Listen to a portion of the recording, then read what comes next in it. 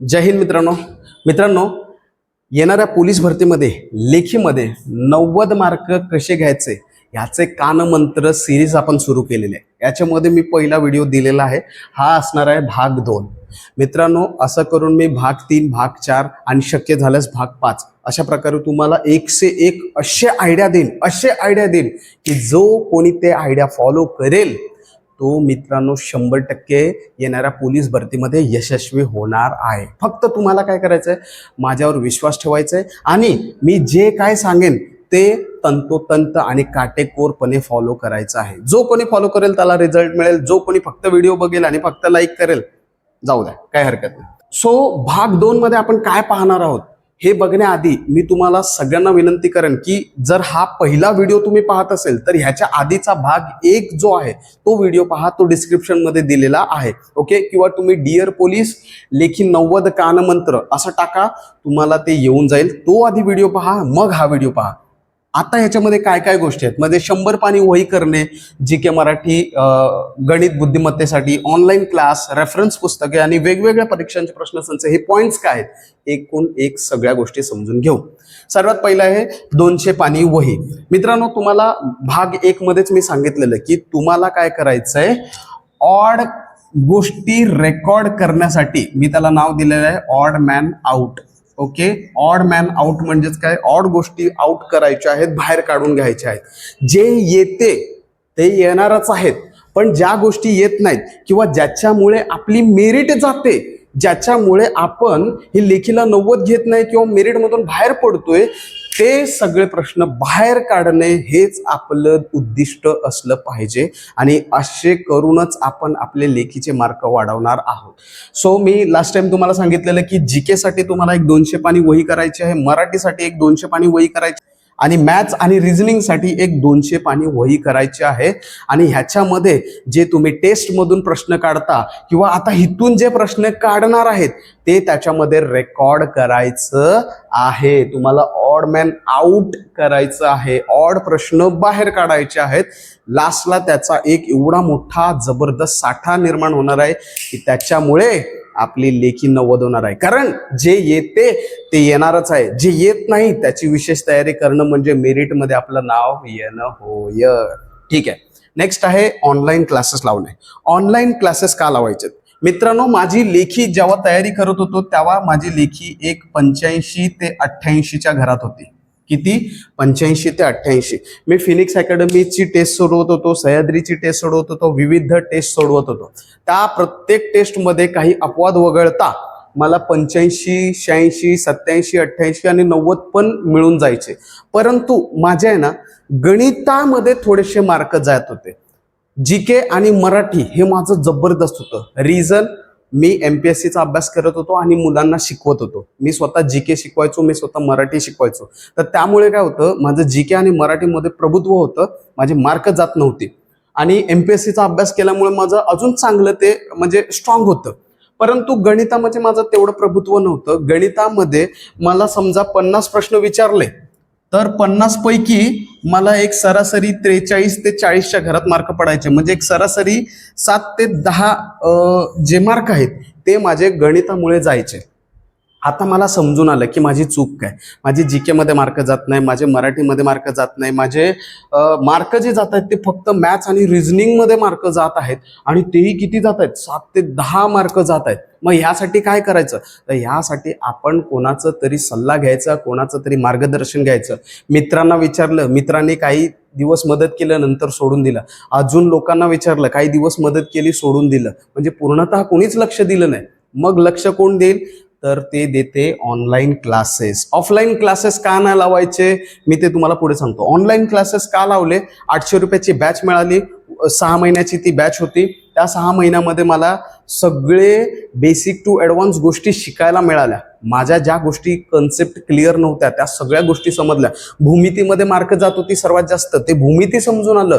त्यानंतर बैजिक राशी आणि ते इक्वेशन्स असतात बघा, त्याच्यामध्ये माझे मार्क जात होती, ते मला समजून आलं। त्यानंतर प्रत्येक घटकाचे 13, 14, 15 जे टाइप्स असायचे, जे डेंजरस किंवा हेवी टाइप्स असायचे, त्याच्यामध्ये माझे मार्क जात होते, ते माझं सगळं क्लिअर झालं, बेसिक माझं क्लिअर झालं. आणि या सगळ्यांमुळे माझे जे 7 ते 10 मार्क जात होती ती मार्क जायची बंद झाली. गणित हा हक्काचा मार्क होता मित्रांनो, त्यामुळे मला ते त्याच्यावर लक्ष द्यावं लागलं. म्हणजे माझी लेखी 85-88 असून सुद्धा मी काय केलं, बॅच लावली. बरेच लोक असं म्हणतात, मी लेखीमध्ये हुशार आहे, कधीही मला 80+ असते, मी कशाला ऑनलाईन क्लास लावू.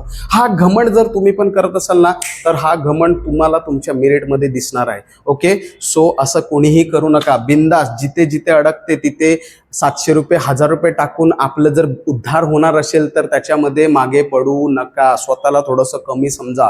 जेव्हा काहीतरी अचीव करू तेव्हा स्वतःला मोठे समजा. परंतु आता तुम्ही स्टुडंट आहेत, स्वतःला काहीतरी कमी समजून तयारी करा. आता इकडे ज्यांची लेखी 60 ते 70 आहे किंवा खूप खूप केलं 80 आहे, या सगळ्यांनी तर कंपल्सरी हे ऑनलाईन क्लासेस लावायचे. आता ऑनलाईन क्लासेस कोणते लावायचे या संदर्भात मी तुम्हाला सांगत असताना एकच सांगेन, ऑफलाईन क्लासेस लावू नका. जर मला तब्येत खराब झाली किंवा बाहेर जायचं झालं तर मी 10 दिवस जर क्लासला ॲब्सेंट राहिलो तर क्लासमध्ये 10 दिवसात जे काही शिकवलं जाणार ते मला पुन्हा मिळणार नाही. ऑफलाईनचा हा मोठा प्रॉब्लेम आहे आणि ऑफलाईनची फीस पण जास्त राहते. ओके, आता ऑनलाईन क्लासेसमध्ये पण 2 टाईपचे क्लास आहेत. एक जे सेपरेट विषय आहेत, त्याचे सेपरेट शिक्षक आहेत, सेपरेट मास्तर आहेत, सेपरेट उस्ताद आहेत, त्यांची बॅच न लावता आपण काय करतो माहिती आहे का, ऑल इन वन बॅच घेतो एकाच सरांची. म्हणजे एक सर काय करतात, ते एखाद्या विषयामध्ये एक्सपर्ट असतात, मग ते 2-3 शिक्षक हायर करतात 2-3 विषयांना आणि मग ते तुमचं ऑल इन वन एकाच ॲपमध्ये एकच बॅच तुम्हाला उपलब्ध करून देतात कमी दरात. 500 रुपये असतील, 700 रुपये असतील, 1000 रुपये असतील. आणि आपल्याला काय वाटतं, अरे जेव्हा आपण सेपरेट बॅच लावतो तर आपल्याला प्रत्येक बॅचला थोडेसे जास्त पैसे द्यायला लागतात. इकडे आपल्याला 500 रुपयामध्ये सगळं मिळते आणि इकडे फसतात. कसे फसतात माहिती आहे का, अहो ज्या शिक्षकांनी ती बॅच चालू केली ते शिक्षक एक्सपर्ट आहेत, पण त्यांनी जे शिक्षक हायर केलेले आहेत ते शिक्षक एक्सपर्ट आहेत का हे तुम्हाला माहित आहे का? चला असतील तरी त्या शिक्षकांना ते समजवता येते का? असं असेल तरच ती बॅच लावलेली योग्य आहे. अन्यथा मी असे भरपूर उदाहरण पाहिलेले आहेत. मुलं मला नेहमी कंप्लेंट करतात, सर अमुक क्लासेस लावलेले आहेत, त्या शिक्षकांचं शिकवलेलं समजत नाही, किंवा मी पूर्ण क्लास केले पण मला आता काहीच येत नाही, माझ्या लेखीमध्ये स्कोर वाढतच नाही, माझं लेखी याच घरात राहते. मग काय फायदा झाला ते क्लास लावायचा? म्हणजे कमी दर होता म्हणून क्लास लावला आणि तिथे अडकलो. असं करायचं नाही. मी सांगतो तेच करा, तुम्हाला 100% लेखी 90+ मिळून जाणार. बघा काय करायचं, तुम्हाला प्रत्येक जे विषय वेगवेगळे आहेत त्यांचे वेगवेगळ्या शिक्षकांचे क्लास लावायचे आहेत. म्हणजे जीके मध्ये जे एक्सपर्ट आहेत त्यांची क्लास लावा, मराठीमध्ये जे एक्सपर्ट आहेत त्यांची क्लास लावा, आणि मॅथ्स आणि रिझनिंग मध्ये जे एक्सपर्ट आहेत त्यांचे क्लास लावा. हे एक्सपर्ट लोक काय करतात माहिती आहे का, त्यांचा पूर्ण फोकस त्यांच्या विषयावर असतो आणि त्यांचा 10-10, 15-15 वर्षाचा गाढा अनुभव असतो त्या विषयामध्ये. तर त्यामुळे ते तुम्हाला अशा प्रकारे बेसिक टू ॲडव्हान्स शिकवतात की जिथे तुमचा फायदा होतो. आणि मी जे तुम्हाला क्लास रेकमेंड करणार आहे ते वर्षभर शिकवणारे आहेत, कमी दरात शिकवणारे आहेत आणि तुमची लेखी 90+ घेऊन जाणारेच आहेत. त्यांच्या लेक्चर्समध्ये तुम्हाला नोट्स सुद्धा मिळतात. म्हणजे असं आहे की तुम्हाला कधी कधी रेफरन्स मटेरियल पण घ्यायची गरज लागत नाही. त्यांचं फक्त ते पुस्तक वापरा, नोट्स वापरा आणि तुमचं काम होते. आलं का लक्षात? तर अशा स्वरूपाचं आहे. ज्यांना ऑनलाईन क्लासेस लावायचे त्यांनी स्क्रीनवर दिलेले खाली नंबर, त्याच्यावर मला मेसेज करा. मी तुम्हाला बेस्ट ऑफ बेस्टच देणार. लक्षात ठेवा, आजपर्यंत एवढ्या वर्षात मी मुलांचं भलेच केलेलं आहे, आत्ता सुद्धा भलेच करणार. फक्त माझ्यावर विश्वास ठेवा आणि मी सांगतो ते फॉलो करा. तुमची लेखी 90 गेलीच म्हणून समजायचं आहे. फक्त स्क्रीनवर दिलेलं आहे त्याच्यावर मला क्लास म्हणून तुम्ही टाका, मी तुम्हाला सगळी इन्फॉर्मेशन देतो. आणि काय करायचं, असे 101 एक्सपर्ट शिक्षक सांगेन ना ज्यांच्यामुळे तुमची लेखी 90 क्रॉस होणार आहे. नेक्स्ट आहे आपलं रेफरन्स मटेरियल. रेफरन्स मटेरियल म्हणजे रेफरन्स पुस्तकं. मित्रांनो बघा, मार्केटमध्ये खूप सारे पुस्तकं आहेत, खूप सारे. कुठलं घेऊ, काय घेऊ, किती घेऊ असं मुलांचं झालेलं आहे. असं अजिबात करू नका. जर तुम्ही रेफरन्स मटेरियल वापरलं नाही तर तुम्हाला काही फायदा होणार नाही. जेव्हा तुम्ही ऑनलाईन क्लास लावताय तेव्हा शक्यतो तर रेफरन्स मटेरियल लावायची गरजच पडत नाही. परंतु तुम्हाला ह्या ऑनलाईन क्लासेसला सांगड घालण्यासाठी तुम्हाला ती रेफरन्स पुस्तकं घेणं गरजेचं आहे. उदाहरणार्थ मराठीसाठी आपण एक क्लास जॉईन केलेला आहे.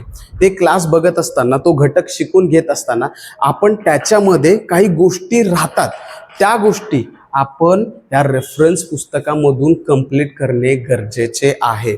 ह्यामुळे काय होते, आपल्या ज्ञानामध्ये भर पडते आणि आपण त्याच्यामध्ये एक्सपर्ट होतो. समजते? आणि आता नेक्स्ट जे आहे ना ते इतकं भयंकर की ते जर फॉलो केलं तर तुम्ही 90+ घेणार आहे. आणि ते आहे व्हेरी व्हेरी इम्पॉर्टंट मित्रांनो, व्हेरी व्हेरी इम्पॉर्टंट. वेगवेगळ्या परीक्षांचे प्रश्नसंच वापरणे. काय भानगड आहे समजून घ्या मित्रांनो. मी काय केलं, मी क्लास लावला. आता क्लासमध्ये मी रेल्वे हा चॅप्टर पाहिला. सरांचं मी सगळं रेल्वेचे टाईप्स त्या क्लासमधून अभ्यास करून घेतलं. काही कमी पडलं किंवा अजून काहीतरी चांगलं समजायचंय याच्यासाठी मी एक रेफरन्स पुस्तक नितीन महाले सर वाचलं आणि नितीन महाले सरांच्या ह्याच्यामध्ये जो रेल्वेचा टॉपिक आहे तो सुद्धा एकदा हाताळून घेतला. हे घेतल्याच्या नंतर मी आता काय करतोय, जे पोलीस भरती ग्रंथ आहे ते पुस्तक घेतलं. त्याच्यामधून मी काय केलं, सगळे प्रश्न सोडवून घेतले रेल्वेचे. आणि त्याच्यामधून जे बाहेर निघाले ऑड, जे मला येत नव्हते, मी ते 200 पानी वहीमध्ये रेकॉर्ड केले. आलं लक्षात? आता मी याच्या पलीकडे जातोय. मी काय करतोय, तलाठीने आतापर्यंत घेतलेले जे प्रश्न आहेत रेल्वेवरचे ते मी काढले. त्यानंतर TCSने जे दारूबंदी, वनरक्षक आहेत, आतापर्यंत रेल्वे चॅप्टरवर घेतलेले प्रश्न सोडवले. त्यानंतर SSC GDने रेल्वेवरचे काही प्रश्न घेतलात का ते देखील सोडवले. MPSCने रेल्वेसाठी काही प्रश्न विचारलेत का ते देखील सोडवले. आता हे सोडवल्याच्या नंतर ह्याच्यातून जे ऑड निघाले ते मी माझ्या 200 पानी वहीमध्ये रेकॉर्ड केले आणि मी झालो एक्सपर्ट. डिअर पोलीसला फॉलो केलं तर एक्सपर्ट तर होणारच. समजते? मी काय केलं बघा, हा MPSCचा आणि SSC GDचा थोडासा पोलीस भरतीच्या अभ्यासक्रमाच्या बियॉन्ड आहे, परंतु जे घेता येतील ते घ्यायचं.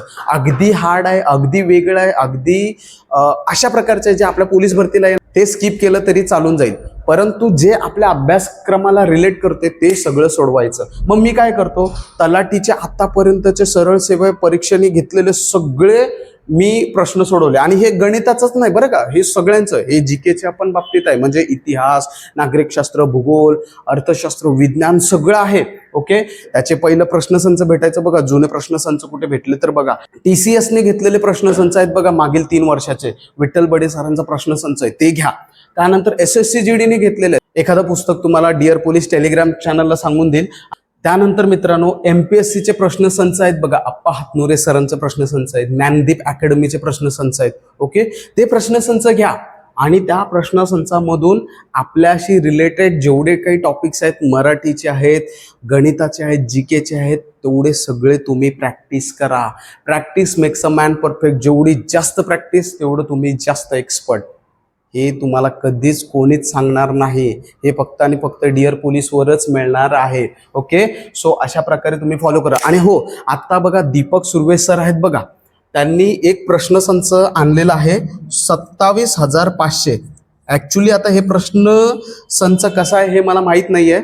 मी त्यांच्याशी कॉन्टॅक्ट करतो आणि त्यांचे प्रश्नसंच मागवतो, किंवा जर त्यांची भेट घेता आली तर भेट घेतो आणि त्यांच्या भेटीच्या माध्यमातून हे प्रश्नपत्रिका कसं आहे हे सगळं समजून घेतो, त्याचा एक रिव्ह्यू टाकतो आणि मग ते आपण घेऊया किंवा कसं ते सांगून त्याप्रमाणे आपण आपल्या अभ्यासाला योग्य दिशा देऊ शकता.